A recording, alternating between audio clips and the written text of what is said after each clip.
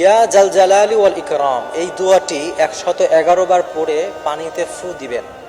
এরপরে পানিটা আপনার ঘরের চারপাশে ছিটিয়ে দিবেন।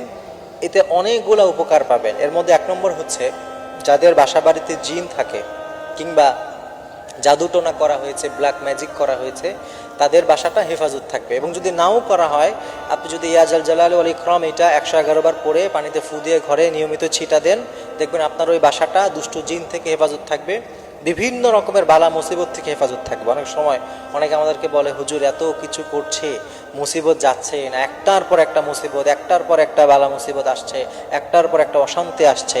তা আপনি যদি চান আপনার সংসারটাকে, আপনার বাড়িটাকে সব ধরনের অশান্তি থেকে বাঁচাবেন, হেফাজত করবেন, তাহলে আপনি এই আমলটা করতে পারেন। এটা একটা আলেমদের বলে দেওয়া চমৎকার একটি আমল। এই আমলটা কিন্তু অত্যন্ত পরীক্ষিত একটি আমল। এই জন্য আপনি নিয়মিত আপনি এটা করতে পারেন। আপনি একটা পানির মধ্যে আপনি 111 বার ইয়া জাল জালালি ওয়াল ইকরাম এটি পড়ে ফু দিয়ে রেখে দিলেন।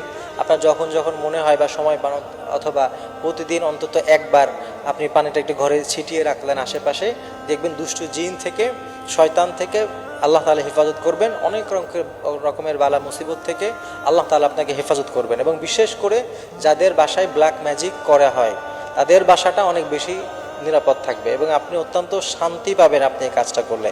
আল্লাহ তাআলা আমাদেরকে সব রকমের বালা মুসিবত থেকে হেফাজত করেন।